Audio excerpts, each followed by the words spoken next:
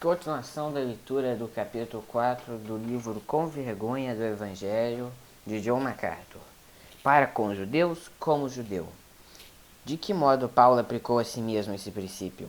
Em 1 Coríntios 9:20, ele demonstra como a autonegação funciona na prática. Para com os judeus, como judeu, para os que vivem sob o regime da lei, como se eu mesmo assim vivesse. Isso descreve um sacrifício voluntário da liberdade pessoal de Paulo. Embora não estando debaixo da lei, Paulo estava disposto a sujeitar-se de boa vontade aos requisitos rituais da lei, a fim de ganhar os que estavam debaixo da lei. Em outras palavras, ele adotou seus costumes. Aquilo que a lei cerimonial deles prescrevesse, Paulo estava disposto a fazê-lo. Se para os judeus era importante absterem-se de comer carne de porco, ele se absteria. Se demandavam que certa festa fosse observada, Paulo observaria. Por quê? Não porque desejava acalentar o orgulho ou validar suas práticas religiosas, mas porque desejava abrir uma porta de oportunidade a fim de lhes pregar a verdade não comprometida de forma a ganhá-los para Cristo Jesus. João Calvino compreendeu bem essa passagem. Paulo adotou o estilo de vida judaico na companhia dos judeus, mas não perante todos eles, pois eram muito obstinados e sob a influência do farisaísmo, do orgulho ou da vontade doentia, gostariam de ver a liberdade cristã completamente suprimida. Paulo jamais teria se sujeitado plenamente à maneira de pensar e agir dos fariseus, pois Cristo não deseja que nos deixemos perturbar por causa deles. Nosso Senhor disse: deixai-os aos cegos, guias de cegos. Devemos, portanto, nos adaptar aos fracos, mas não aos obstinados. O objetivo de Paulo era trazê-los a Cristo e não incrementar seus próprios interesses ou reter a boa vontade deles. Essas pessoas estão erradas. O propósito delas é apenas manter-se livres de problemas, e por essa razão fazem de tudo para não darem motivo de ofensa aos ímpios, ao invés de se preocuparem com os fracos. Além disso, aqueles que não distinguem entre as coisas que são neutras e as que são proibidas labutam em duplo erro. Uma vez que não fazem esta distinção, não hesitam em fazer coisas que Deus proibiu a fim de agradarem os homens. Mas o seu grande pecado é fazerem uso errôneo dessas palavras de Paulo para desculparem sua própria e ímpia hipocrisia. Paulo jamais se subjugaria a qualquer comprometimento da verdade. Ele apenas sacrificou preferências e liberdades pessoais, removendo quaisquer distrações ou desculpas desnecessárias que pudessem frustrar a oportunidade de proclamar isso com clareza o Evangelho poderoso e salvador. Paulo não estava sugerindo que o Evangelho pudesse se tornar mais poderoso ao ser adaptado a certo contexto cultural. Não estava falando acerca de acomodar a mensagem, mas simplesmente dizendo que não colocaria em risco sua habilidade de pregar a mensagem ao ofender pessoas desnecessariamente. Se a mensagem era uma ofensa, que fosse nós pregarmos a Cristo crucificado, escândalo para os judeus ou cura para os gentios. Paulo não estava disposto a tornar-se uma pedra de tropeço para os incrédulos. Não vos tornei causa de tropeço nem para os judeus nem para os gentios. Várias ilustrações desse princípio podem ser extraídas do Novo Testamento. No capítulo 15 de Atos, no Concílio de Jerusalém, o primeiro concílio da igreja, reuniu-se com o propósito de determinar como haveriam de receber os convertidos gentílicos. Muitos dos crentes judeus estavam tão mergulhados na tradição judaica que olhavam com ceticismo para os gentios que se convertiam a Cristo. Nessa altura, alguns homens vieram da Judéia e começaram a ensinar os cristãos gentios: se não vos circuncidardes, segundo o costume de Moisés, não podeis ser salvos. Em outras palavras, estavam reivindicando que os gentios não podiam se tornar cristãos, a menos que primeiramente se tornassem judeus. E com isso a igreja mergulhou em confusão. O Concílio de Jerusalém se reuniu para discutir essa questão. As escrituras nos dizem que houve muito debate em certo momento. Em certo momento, Pedro testemunhou que estivera presente na ocasião em que os gentios receberam o Espírito Santo e que todas as evidências demonstravam ser Deus o responsável por aquilo. Por fim, Tiago, o líder, transmitiu a seguinte decisão: pelo que julgo eu, não devemos perturbar aqueles que dentre os gentios se convertem a Deus. A questão estava resolvida. A igreja aceitaria os gentios como eles eram, sem colocá-los debaixo do cerimonial da lei judaica. Mas observe o próximo versículo. Tiago continuou: mas escreveres que se abstenham das contaminações dos ídolos, bem como das relações sexuais ilícitas, da carne de animais sufocados e do sangue. Ele alistou 4 coisas das quais os gentios deveriam se abster.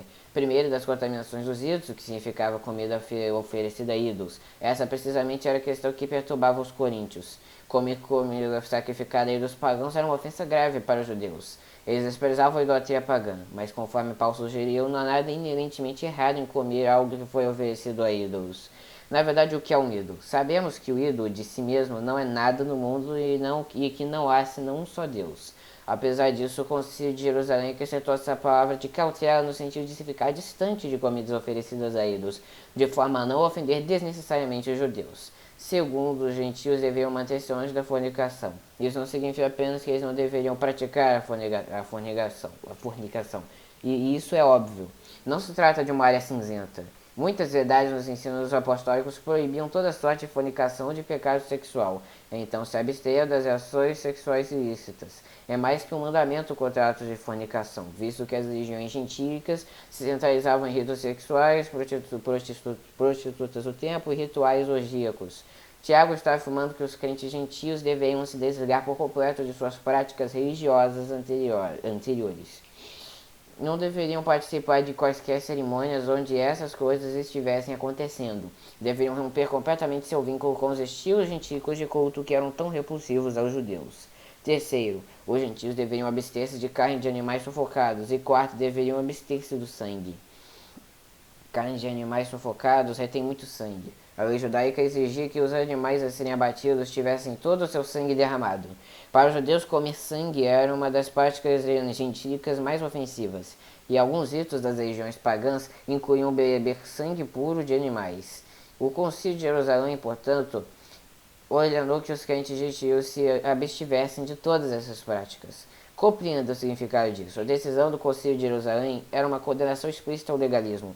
O concílio recusou-se a colocar os gentios sobre a lei mosaica. Então, por que colocar sobre eles essas 4 proibições? A razão se torna evidente em Atos 15 e 21, porque Moisés tem em cada cidade, desde os tempos antigos, os que o pregam nas sinagogas, onde é ido todos os sábados. Em outras palavras, deveriam abster-se daquelas 4 coisas para não ofender os judeus incrédulos. Se os cristãos praticassem esses rituais, que eram os mais ofensivos de todos existentes entre os gentios, os judeus não convertidos poderiam voltar as costas ao evangelho, não lhe dando ouvidos. O capítulo 16 de Atos inclui uma ilustração semelhante. É a primeira vez nas escrituras que encontramos Timóteo. O Lucas relata que ele era filho de uma judia crente, mas de pai grego. Os judeus consideravam-no um gentio, visto que seu pai era gentio. Além disso, sua mãe Timóteo teria sido considerada uma traidora por ter se casado com um gentio. Porém, os irmãos em Listra e Icônio davam bom testemunho a respeito de Timóteo. Quis Paulo que ele fosse em sua companhia e por isso circuncidou-o. Espere um pouco, por que Paulo fez isso? Certamente não acreditava que os gentios precisavam circuncidar-se para serem salvos. Aliás, Paulo recusou-se a circuncidar Tito, quando os legalistas de Jerusalém o exigiram. Além disso, Paulo, em certa ocasião, resistiu a Pedro face a face porque este havia se comprometido com os legalistas. Ele perguntou a Pedro: se, sendo tu judeu, vives como gentio e não como judeu, por que obrigas os gentios a viverem como judeus? Então, por que Paulo circuncidou Timóteo? Estaria ele se comprometendo, demonstrando incoerência? Não. Timóteo não estava fazendo aquilo para ser salvo. É claro que ele não havia sido circuncidado quando fora salvo. E ele não estava fazendo aquilo para deixar felizes os legalistas de coração empedernido ou para amenizar a ofensa do evangelho. Simplesmente queria se identificar com os judeus a fim de ter uma porta aberta para pregar-lhes o evangelho. Paulo e Timóteo não estavam desejando apaziguar legalistas pseudo-cristãos e fazer o jogo dos hipócritas ou abrandar o evangelho. Apenas queriam manter abertos os canais de comunicação com os judeus, aos quais haveriam de pregar. Não se tratava de um ato de comprometimento ou de agradar a homens. Era um autossacrifício amoroso e fisicamente dolorido por amor aos perdidos. Sempre que podia detectar a forte tradição religiosa de um povo e não as susceptibilidades deles, Paulo se alegrava em fazer isso, quando a prática não violava a palavra de Deus ou quando não colidia com o evangelho. Mas ele jamais adaptou seu ministério a fim de favorecer as concupiscências mundanas ou desejos egoístas. Para os gentios, me tornei um gentio. Voltando a 1 Coríntios 9, lemos o verso 21. Ao sem lei, como se eu mesmo fosse, não estando sem lei para com Deus, mas debaixo da lei de Cristo, para ganhar os que vivem fora do regime da lei. Aos sem lei são os gentios. Note o elemento inserido pelo apóstolo. Paulo declarou especificamente que não estava sem lei para com Deus, mas debaixo da lei de Cristo. Não disse que se tornara moralmente sem lei, tendo em vista os que desprezavam a verdadeira justiça. Embora tenha se tornado sem lei no sentido ritual ou cerimonial, Paulo não estava vivendo de forma licenciosa ou se comportando de forma iníqua. Ele não teria manifestado qualquer simpatia para com os antinomianos, pessoas que acreditavam ter sido a lei abolida para os cristãos. Sem lei não é uma referência à lei moral. Paulo não estava inferindo que vivia livre de tal forma para que os gentios pudessem admirá-lo. Não encorajava ninguém a pensar que poderia se tornar um cristão e continuar seguindo um estilo de vida mundano. Novamente, ele estava se reportando à lei cerimonial do Antigo Testamento.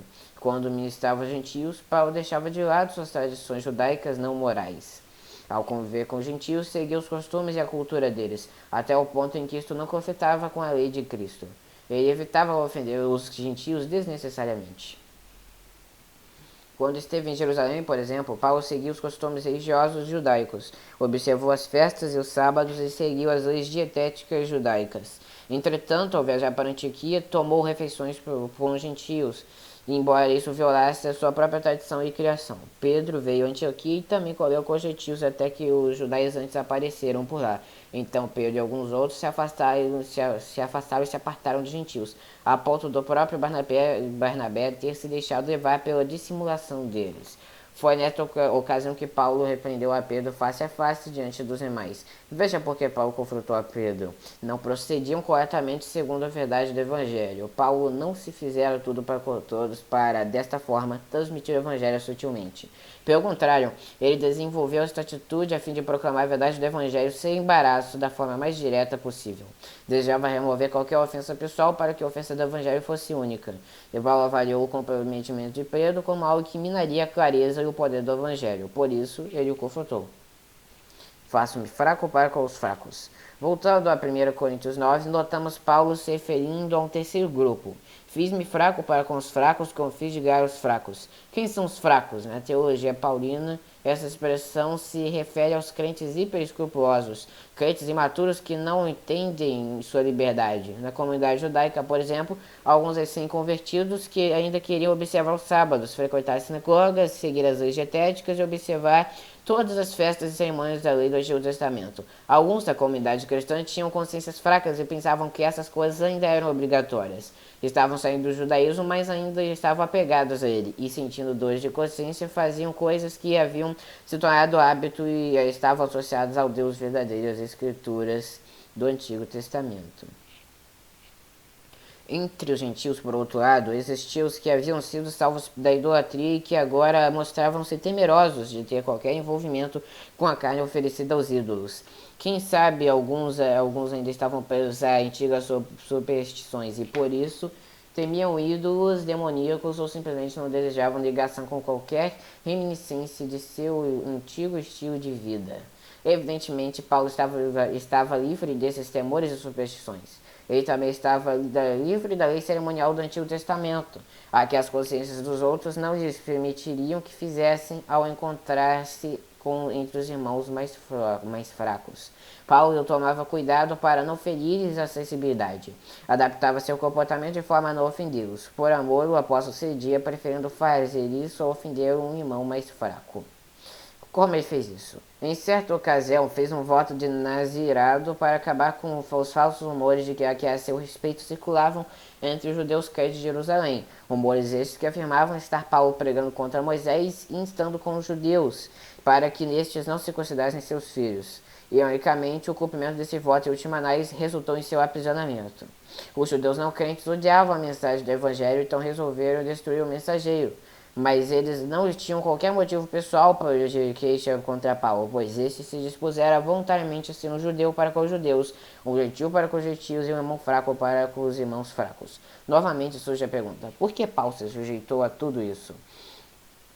1 Coríntios 9, 22 e 23 responde, com o fim de por todos os modos salvar alguns, tudo faço por causa do Evangelho. À primeira vista, por todos os modos, parece soar como um eco de pragmatismo, mas não devemos esquecer que Paulo estava falando de condescendência, não de comprometimento. E qual é a diferença? Condescender significa remover ofensas desnecessárias consciências religiosas das pessoas, ao pôr de lado certas liberdades pessoais e opcionais. Comprometer significa deixar de lado uma verdade essencial e, com isso, alterar ou enfraquecer a mensagem do Evangelho. Paulo contrastou a si mesmo com os comprometedores e adeptos da filosofia de marketing. Em 2 Coríntios 2,17, porque nós não estamos, como tantos outros, mercadejando a palavra de Deus. Antes, em Cristo é que falamos na presença de Deus com sinceridade da parte do próprio Deus. Os comprometedores são aqueles que vendem o evangelho barato e tentam torná-lo atraente, despindo-o da ofensa de Cristo. Paulo queria tão somente guardar-se de ser uma pedra de tropeço, um obstáculo à consciência das pessoas, de forma que a mensagem não adulterada penetrasse em seus corações e realizasse sua obra. Se as pessoas ficassem ofendidas pela mensagem, Paulo não tentava remover a ofensa do evangelho ou abolir o escândalo da cruz, e não tolerava os que assim procediam, mas estava disposto a praticar a autonegação e a condescendência, se isso trouxesse oportunidades para a pregação do evangelho. Contextualização e a corrupção da igreja. Deve ficar claro que os mercadejadores modernos da igreja não podem olhar para o apóstolo Paulo em busca de aprovação para suas metodologias ou para reivindicar que ele foi o pai da filosofia que abraçaram. Embora tenha pregado aos pagãos mais vis do mundo romano, Paulo jamais adaptou a igreja ao gosto da sociedade secular.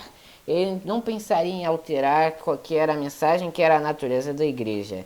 Cada igreja que ele fundou tinha sua própria personalidade e seus próprios problemas. Mas os ensinamentos de Paulo, sua estratégia e, acima de tudo, sua mensagem permaneceram os mesmos por todo o seu ministério. Seu instrumento de ministério, como veremos no próximo capítulo, sempre foi a pregação, a proclamação direta da verdade bíblica. Em contraste com a contextualização do Evangelho em nossos dias, infectou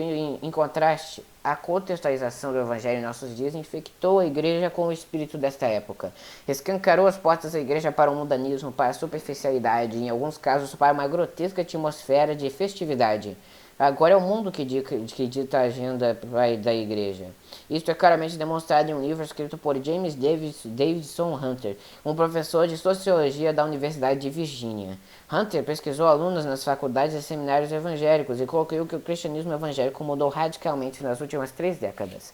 Ele constatou que os jovens evangélicos tornaram-se mais tolerantes com atividades outrora vistas como mundanas ou imorais, incluindo fumar, fazer uso de maconha, assistir filmes de violência e pornografia e sexo antes do casamento. Hunter escreveu: os limites simbólicos que anteriormente definiam a propriedade moral do protestantismo conservador perderam sua clareza. Muitas das distinções que separavam uma conduta cristã da conduta mundana foram desafiadas e, se não simplesmente aniquiladas. Até mesmo as expressões mundano e mundanismo em uma geração se perderam muito de seu significado tradicional. O significado de mundanismo certamente perdeu sua relevância para gerações vindouras de evangélicos. Aquilo que Hunter constatou entre os estudantes evangélicos é um reflexo do que aconteceu com toda a igreja evangélica. Muitos cristãos professos aparentam se importar mais com a opinião do mundo do que com a de Deus. As igrejas manifestam tanta preocupação em agradar os não crentes que muitas esqueceram que seu primeiro dever é agradar a Deus. A igreja se contextualizou a tal ponto que se deixou corromper pelo mundo. Por todos os modos, salvar alguns. O principal alvo de Paulo em tornar-se escravo de todos era que estes fossem salvos. Ele não tinha o objetivo de ganhar um concurso de popularidade, não buscava tornar a si mesmo o evangelho mais simpático aos homens. Todo seu propósito era evangelístico. Charles Spurgeon, pregando acerca dessa passagem, disse: receio haver alguns que pregam com o propósito de divertir os homens, e enquanto os ouvintes puderem ser reunidos em multidão, terem a coceira de seus ouvidos satisfeita e se retirarem contentes com o que ouviram. O pregador fica contente, cruza os braços e volta para casa satisfeito consigo mesmo. Mas o propósito de Paulo não era agradar o público e reunir uma multidão. Se não os pudesse salvar, Paulo achava sem valor o mero interesse deles. A menos que a verdade lhes afligisse o coração, influenciasse suas vidas e os tornasse novas criaturas. Paulo teria ido para casa clamando: quem creu em nossa pregação e a quem foi revelado o braço do Senhor? Observem, meus irmãos, se eu ou vocês ou qualquer um de nós, ou todos nós, tivermos passado nossa vida toda divertindo, educando, moralizando os homens. Quando estivermos diante de Deus naquele grande dia, estaremos em uma condição muito lamentável e teremos apenas um relatório muito triste a apresentar. Pois de que valerá ao homem ser uma pessoa instruída no momento em que for condenado? De que lhe servirá ter sido entretido se ao soar a trombeta, ao temer o céu e a terra, e ao abrir-se o abismo com suas mandíbulas cheias de fogo, for engolida sua alma não salva? De que servirá até mesmo o ter se tornado um homem moralizado, se for deixado à esquerda do juiz, e se o apartai-vos de mim, malditos for a sua porção? Essa é precisamente minha preocupação com as estratégias contemporâneas de crescimento da igreja, caracterizadas pelo pragmatismo. Elas são inventadas com o propósito de atrair os que não frequentam a igreja. Para quê? Para entretê-los? Para que frequentem regularmente as reuniões da igreja? Tornarem igrejeiros os que não frequentam a igreja? Nada realiza de valor eterno. Com frequência, entretanto, é nisso que resulta a estratégia. Ou então é mesclada a um evangelho adulterado que erroneamente assegura segurança errada aos pecadores, dizendo que uma decisão positiva por Cristo é tão boa quanto uma verdadeira conversão. Multidões que não são cristãos verdadeiros agora se identificam com a igreja. A igreja, portanto, tem sido invadida pelos valores do mundo, pelos interesses do mundo e pelos cidadãos do mundo. Por todos os meios, devemos buscar a salvação dos perdidos. Precisamos ser servos de todos, condescendentes a cada tipo de pessoa. Para os judeus, devemos nos fazer judeus. Para os gentios, devemos nos fazer gentios. Para as crianças, precisamos nos comportar como crianças, e assim para cada parte da humanidade. Mas não ousemos menosprezar o principal instrumento de evangelismo, a proclamação direta e cristocêntrica da genuína palavra de Deus. Aqueles que trocam a palavra por entretenimento ou artifícios descobrirão que não possuem um meio eficaz de alcançar as pessoas com a verdade de Cristo.